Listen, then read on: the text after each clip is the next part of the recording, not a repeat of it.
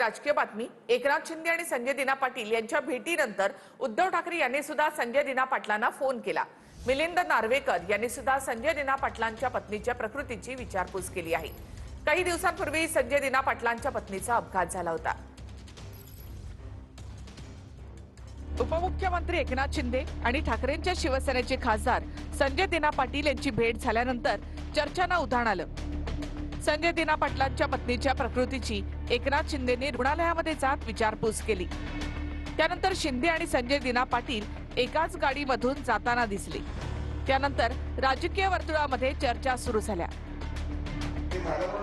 यानंतर उद्धव ठाकरे आणि आदित्य ठाकरे यांनीही संजय दिना पाटलांच्या पत्नीच्या प्रकृतीची फोनवरून विचारपूस केली।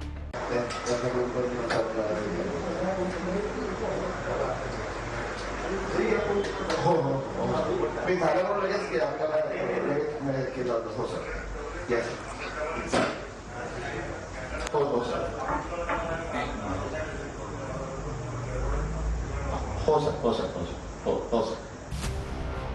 काही दिवसांपूर्वी संजय दिना पाटलांच्या पत्नीचा अपघात झाला होता। शिंदेंच्या भेटीनंतर मिलिंद नार्वेकर यांनी सुद्धा फोर्टिस रुग्णालयामध्ये जात संजय दिना पाटील यांच्या पत्नीच्या प्रकृतीची विचारपूस केली। शिंदे साहेबांच्या गाडीमध्ये बसलेले होते, परंतु प्रसंग कुठचा होता हा देखील आपण विचार करण्यासारखा आहे। शिंदे साहेब हे अतिशय संवेदनशील नेतृत्व आहे। जेव्हा संजय राऊत साहेब आजारी होते त्यावेळी देखील त्यांच्या बंधूंना स्वतः एकनाथ शिंदे साहेबांनी फोन केला होता। एवढी भावनिकता त्यांच्यामध्ये आहे। आणि संजय दिना पाटलांच्या पत्नींचा अपघात झाल्यानंतर त्यांना बघायला जाणं आणि त्याच्यासाठी संजय दिना पाटील हे गाडीमध्ये बसणं आणि राजकारण हे दोन भिन्न भाग आहेत। मला असं वाटतं की साहेबांमध्ये असलेली संवेदनशीलतेचं ते प्रतीक आहे। आमचे सगळे आम्ही एकत्र आहोत। तुम्ही माहिती घ्या, शरद पवार साहेबांचा एक की खासदार आजूबाजूला नाही, एकदम क्लिअर आहे। सगळे कोणी काय सांगितलं मिशन तुतारी बितारी काही नाही हो, इथं विषयच नाही। शासकीय कर्मचाऱ्यांसाठी आयोजित केलेल्या हिंदी भाषेच्या परीक्षेला स्थगिती देण्यात आली आहे। भविष्यात हिंदी भाषेची परीक्षा आवश्यक आहे का हे मी पडताळून पाहणार, अशी प्रतिक्रिया उदय सामंतांनी दिली। दरम्यान हिंदीच्या परीक्षेविरोधात मनसेनं आंदोलनाचा इशारा दिला होता। मी आता आमच्याच प्रधान सचिव मराठी भाषेच्या जे किरण कुलकर्णी आहेत त्यांच्याशी चर्चा केली। जी परीक्षा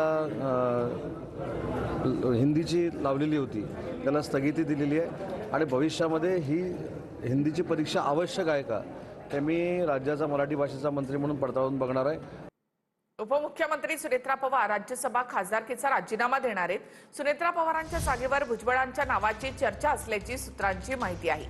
छगन भुजबळ राज्यसभेवर खासदार म्हणून जाण्याची शक्यता आहे।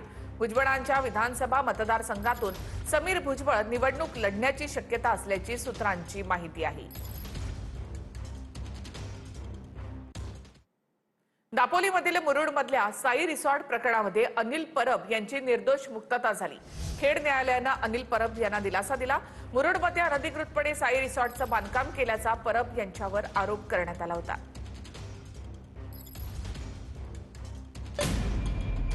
दापोलीतील मुरुडमधल्या साई रिसॉर्ट प्रकरणात खेड न्यायालयाने अनिल परबांना मोठा दिलासा दिला।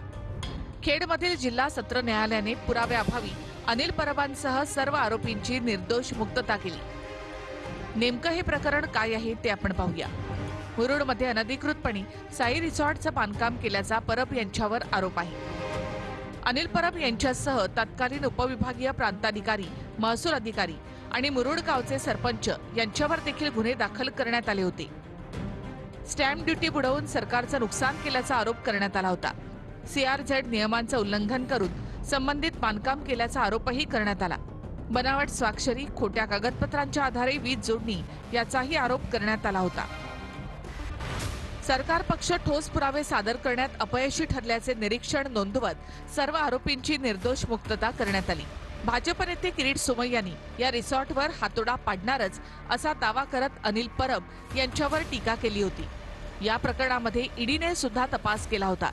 मात्र आता जिल्हा न्यायालयाने दिलेल्या निकालामुळे अनिल परब यांची बाजू भक्कम झाली आहे। त्यांनी रिसॉर्ट खरेदी करण्याची किंवा विभागासाठी ते विकावं जमीन मालकाने, असं होऊच शकत नाही। असं करणं म्हणजे गुन्ह्याचं कृत्य आहे, कारण ते त्याच्या मालकीचं नव्हे। आणि मग हा सगळा विचार करून कोर्टाने सगळा अभ्यास करून युक्तिवाद ग्राह्य धरून त्यांची निर्दोष मुक्तता केलेली आहे.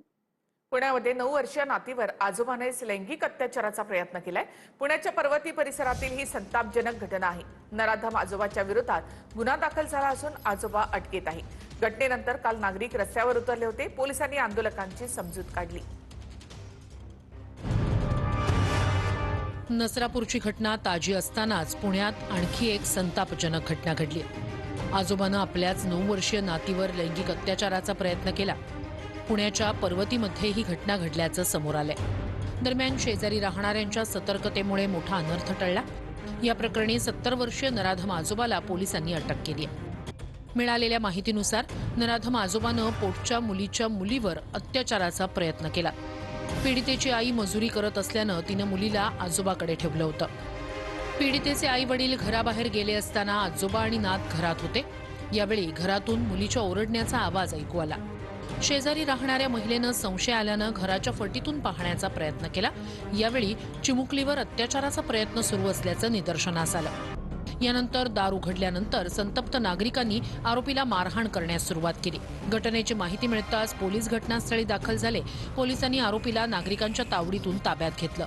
सख्खे आजोबा आपल्या नातीवरच अत्याचाराचा प्रयत्न करणं, काय म्हणावं याला? हे सामाजिक अधपतनाचं लक्षण आहे. या प्रकरणामध्ये पोलिसांनी तत्परतेने कारवाई करत आरोपीला बेड्या ठोकल्यात. अशा परिस्थितीत आम्ही पण जरा लटलट घाबरलो का, कारण आम्ही हा पहिल्यांदाच प्रकार पाहिला होता. मी असा प्रकार जिंदगीत पहिल्यांदा पाहिला की आजोबा मुलीवरती अत्याचार करतो. माझे नाते म्हणला तो, नाते माझे, मुलीची मुलगी आहे माझी म्हणला तो.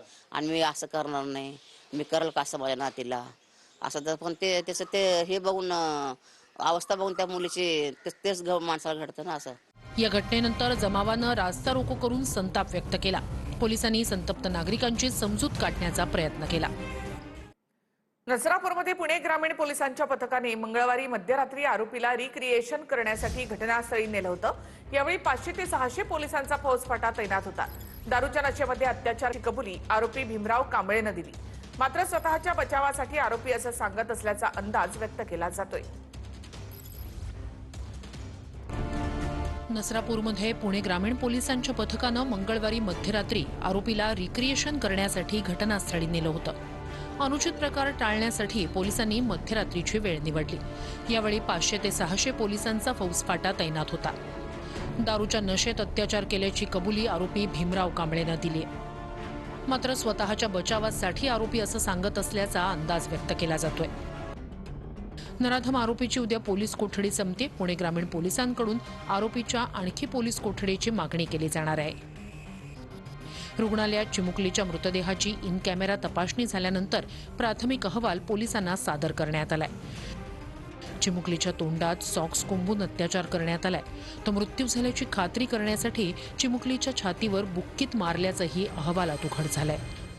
जो लैंगिक अत्याचार करेल त्या आरोपीला फाशीची शिक्षा ही त्या शक्ती कायद्यामध्ये. आज का शक्ती कायदा अडगडीत पडला याचं उत्तर सरकारमधल्या लोकांनी देणं गरजेचं आहे.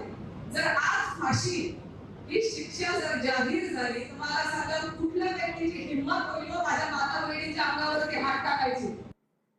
अत्याचाराच्या घटनांनी संपूर्ण महाराष्ट्र हादरलाय. पुणे, बीड आणि जालन्यामध्ये सुद्धा अत्याचाराच्या अशा घटना घडल्या. नसरापूर, पर्वती आणि आता मुळशी मधल्या घटनेनं पुणे हादरलंय. मुळशी तालुक्यात आईस्क्रीम विक्रेत्यानं गतिमंद मुलीचा विनयभंग केल्याची घटना घडली आहे. पीडित गतिमंद मुलगी 14 वर्षांची आहे. लहान चुलत बहिणीसह आईस्क्रीम घेण्यासाठी ती गेली असता ही घटना घडली आहे. आरोपी पिंटू शिवकुमार हा मूळचा उत्तर प्रदेश मधला असून मुळशीतल्या सूस परिसरामध्ये तो राहतो. यावेळी पीडितेने आरडाओरडा केला आणि घरी धाव घेतली. पीडितेने घडलेली घटना तिच्या पालकांना सांगितली. त्यावेळी आरोपी घटनास्थळाहून दुचाकी घेऊन पळून गेला. पालकांसह ग्रामस्थांनी आरोपीचा शोध घेत पौड पोलिसांच्या ताब्यात दिलं.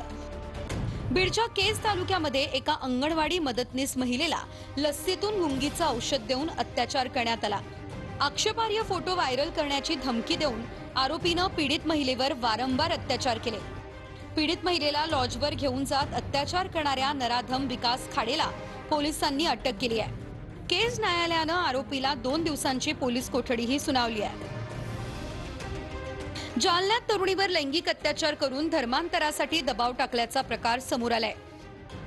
25 वर्षीय पीडितेच्या तक्रारीनंतर पारत पोलीस ठाण्यामध्ये गुन्हा देखील दाखल करण्यात आलाय.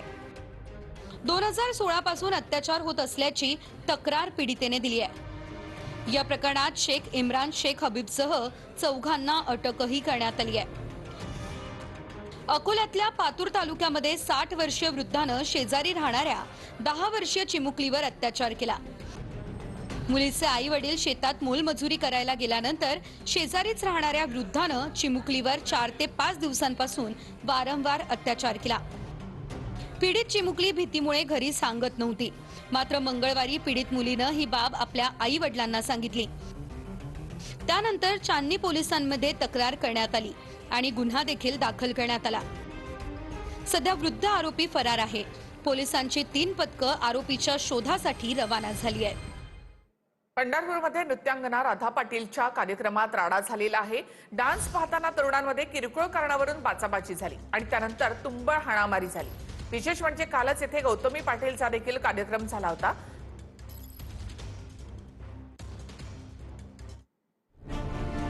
पंढरपुरात नृत्यांगना राधा पाटीलच्या कार्यक्रमावेळी प्रचंड गदारोळ झाला.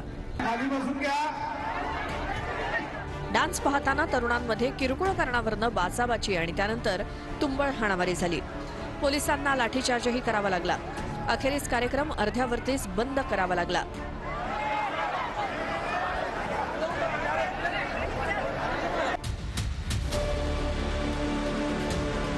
पंढरपूरच्या सुस्ते गावात यल्लमादेवीच्या जत्रेनिमित्तानं राधा पाटीलच्या नृत्याचा कार्यक्रम ठेवण्यात आला होता. विशेष म्हणजे कालच इथे गौतमी पाटीलचाही कार्यक्रम झाला. मात्र त्यात कोणताही गोंधळ झाला नाही. सुस्ते गावात 2 राजकीय गट आहेत. त्यापैकी एका गटानं काल गौतमी पाटीलचा कार्यक्रम ठेवल्यामुळे दुसऱ्या गटानं राधा पाटीलचा कार्यक्रम ठेवला. आधीच गटबाजी असताना किरकोळ भांडणं हाणामारीपर्यंत गेली.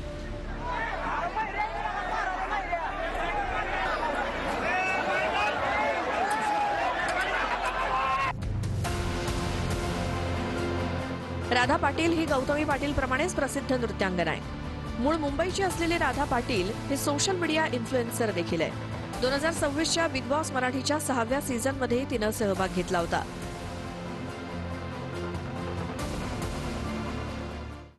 उद्या थलपती विजय तामिळनाडू मुख्यमंत्री पदाची शपथ घेणार आहेत. राज्यपालांची भेट घेत विजय यांनी सत्ता स्थापनेचा दावा केला. थलपती विजयला सत्ता स्थापनेसाठी आता काँग्रेसचा पाठिंबा आहे. राहुल गांधी देखील उद्या शपथविधी सोहळ्यासाठी तामिळनाडूमध्ये जाण्याची शक्यता आहे.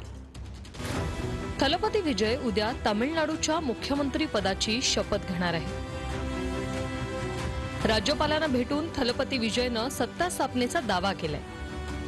सत्ता स्थापनेचा दावा करताना काँग्रेसचं शिष्टमंडळही विजय सोबत उपस्थित होतं. विजयच्या टीव्हीके पक्षाला तामिळनाडूत 108 जागा मिळाल्या. सत्ता स्थापन करण्यासाठी 118 जागांची आवश्यकता आहे.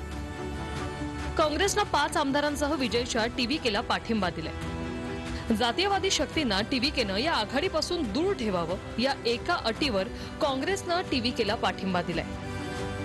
टीव्हीके आणि काँग्रेसमधील आघाडी या पुढच्या लोकसभा, विधानसभा आणि स्थानिक निवडणुकीतही कायम राहणार असं काँग्रेस नेत्यांनी सांगितलं. इतर छोटे पक्षही टीव्हीकेला पाठिंबा देण्याची शक्यता आहे. काँग्रेस नेते राहुल गांधीही थलपती विजयच्या शपथविधीला उपस्थित राहण्याची शक्यता आहे. सुनेत्रा पवार राज्यसभा खासदारकीचा राजीनामा देण्यासाठी पोहोचले आहेत. उपराष्ट्रपती सी पी राधाकृष्णन यांच्याकडे राजीनामा सोपवला जाणार आहे. सुनेत्रा पवारांसोबत खासदार पार्थ पवार हे देखील उपस्थित आहेत. सुनेत्रा पवार खासदारकीचा राजीनामा देण्यासाठी पोहोचले आहेत. सुनेत्रा पवार आज राज्यसभा खासदारकीचा राजीनामा देत आहेत.